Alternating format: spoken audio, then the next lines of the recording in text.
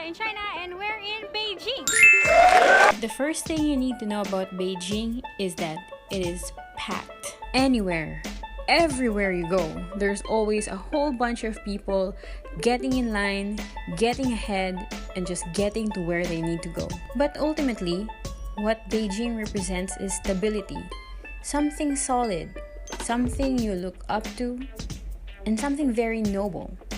It's not cosmopolitan like Shanghai or Shenzhen or Hong Kong. The local feel, primarily because it's a really heavily guarded city, is very conservative and somewhat foreboding. But that doesn't mean that you can't have fun in Beijing, and that doesn't mean that it is a boring city. And if for nothing else but to visit the Great Wall, Beijing is definitely a city that you will not want to miss in China. Okay, so now you got your visa out of the way, you have your plane ticket, you have your hotel booking, you're all ready to go to Beijing. But you're probably wondering, what should I do first? Where should I go? What should I eat?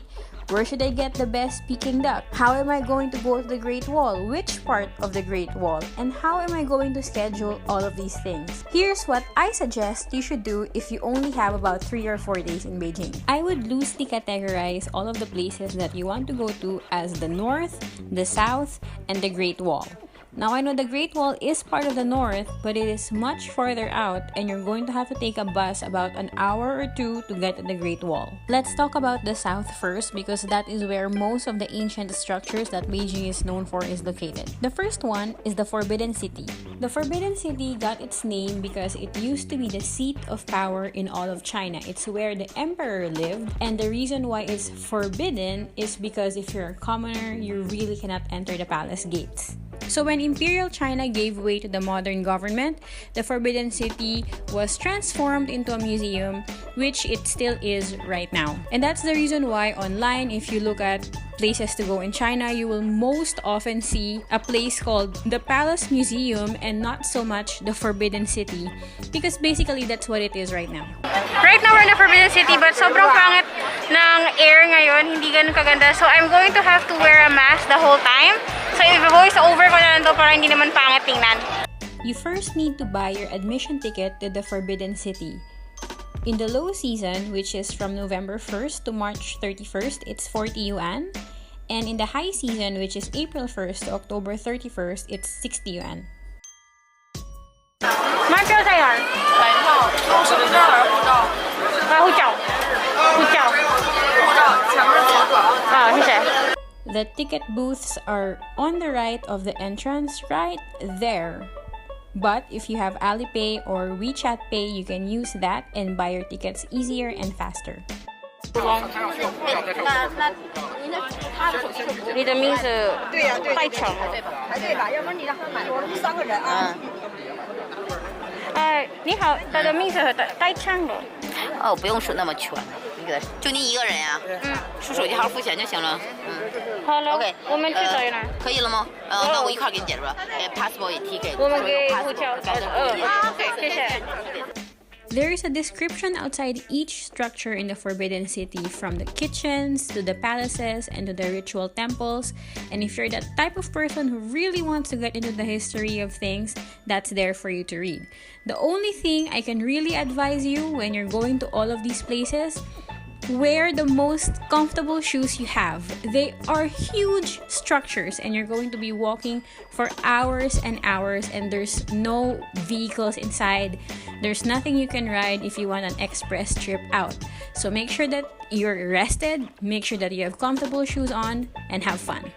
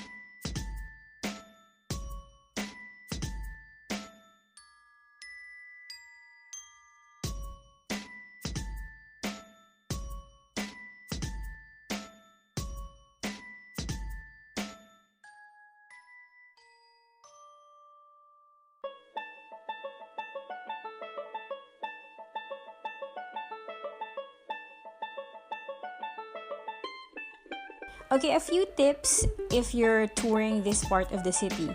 The Palace Museum or the Forbidden City is actually behind Tiananmen or the Gates of Heavenly Peace. So if you're going to go to the Forbidden City, it will pay well if you're going to go through Tiananmen. Take your pictures there. Take your pictures at Tiananmen Plaza if that's your thing. Visit the National History Museum. Visit the Mausoleum of Mao Zedong if that's your thing, because they are all in one general area. Once you cross Tiananmen, once you enter that gate, there is only one way out, which is the very, very end of Forbidden City. So it's going to serve you well if you do all of your other things like the mausoleum, the Tiananmen Plaza, if you do that before you go to the Palace Museum, because once you pass Tiananmen, the only exit you will have is far, far away, maybe about 3 kilometers away from Tiananmen, and it's going to be really tiring to make the trip back. Our next destination is Temple of Heaven, and from the Forbidden City or the Tiananmen area, it's about 30 to 45 minutes if you're using public transport. But if you're going to get a Didi, or which is like the Chinese version of Uber, it's going to take you maybe only about 15-20 minutes to get there. Right now, we're at the Temple of Heaven, and originally this place was built so that the emperor at the time can pray to heaven to give them a good harvest.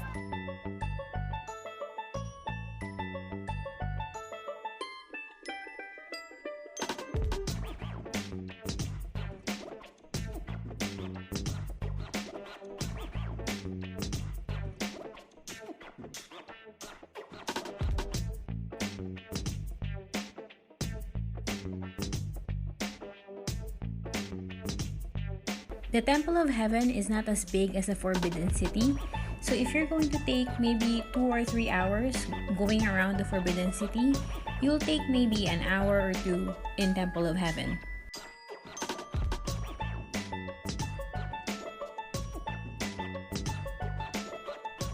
I recommend you exploring the food places of Beijing at night, especially because the best food in Beijing can be found in street corners or in night markets, and they're only, of course, open at night.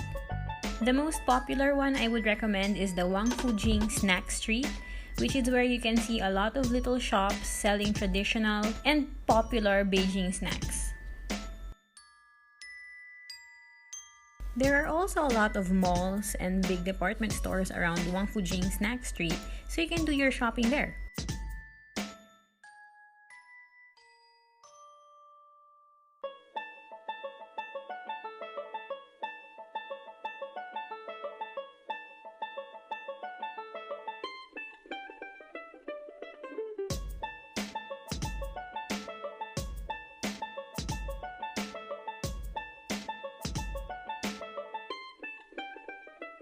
There are also nightly performances of Beijing opera, so even if you don't understand it, it's still quite fun to watch.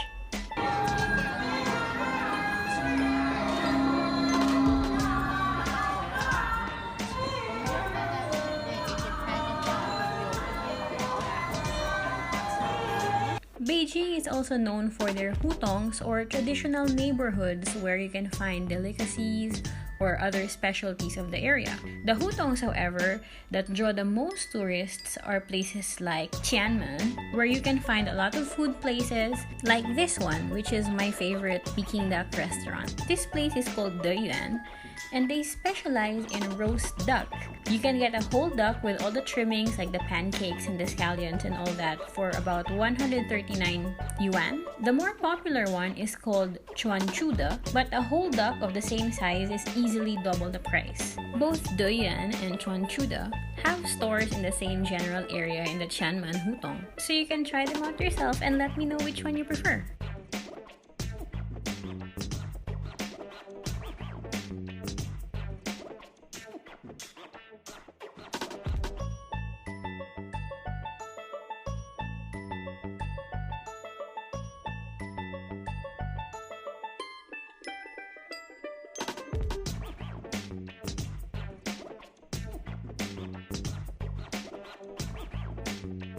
Because planting rice is not really possible in the climate of northern China, places like Beijing don't really traditionally eat rice. Instead, they eat bread, noodles, and dumplings. I mean, of course, nowadays, rice is available pretty much anywhere, but still, the traditional food of Beijing is mostly stuff like this, and this, and this. There is also like the holy trinity of meat in Beijing, which is Peking duck, mutton, and donkey meat. There are still definitely places that serve donkey meat, but it is a specialty and you really have to seek out those places if you want to try that for yourself. Off we go now to the northern part of Beijing. Unfortunately, I don't have a lot of videos here because the files that I got from these areas became corrupted when I transferred them to my computer. However, I'm going to list down some of the places that are in the northern part of Beijing that might be interesting to you. The biggest destination up there, apart from the Great Wall, is the Summer Palace, which is where the royalty used to spend their summer vacations. There's a large lake there that is man-made. If you're going to Beijing around the spring or in the autumn, the northern area is particularly beautiful because that is where you can find Fragrant Park. And there you can see a lot of spring leaves and autumn flowers if you come at the right time. But don't worry guys, I promise the next time I'm going to be in Beijing, I'm going to go to these places in the north and I'm going to take footage so you can see the beauty of the area. The Chinese have a saying, 不到长城，非好汉, which means if you fail to reach the Great Wall, you are not a man. Luckily for us though, foreigner or local, it's very easy to get to the Great Wall. We start our journey to the Great Wall here in Tiananmen bus stop. It'll take about an hour and a half to 2 hours depending on traffic to get to the Great Wall, the Badaling section of the Great Wall. It is the most well-preserved and the safest part of the Great Wall. There are other places like Mutianyu, which is just as beautiful, but Badaling is definitely more accessible. It's easy to go to, especially if it's your first time in Beijing. The bus is a direct route to the Badaling section of the Great Wall. Once you get off, you can get on the sliding car, which is a faster and easier way to get up the wall.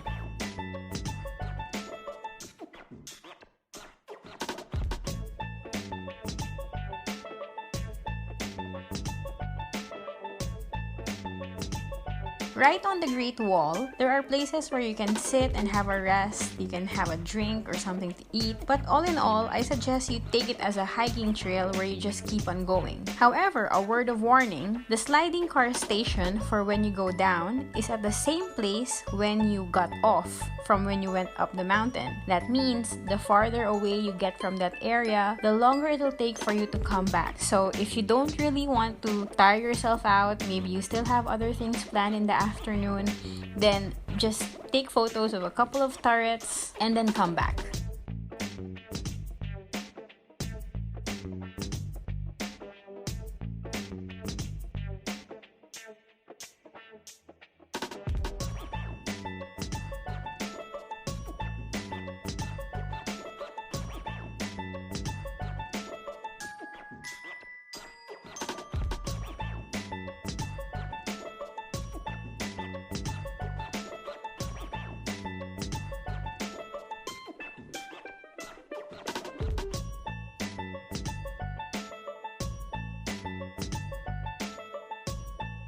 A few things you need to remember if you're going to the Great Wall during the winter.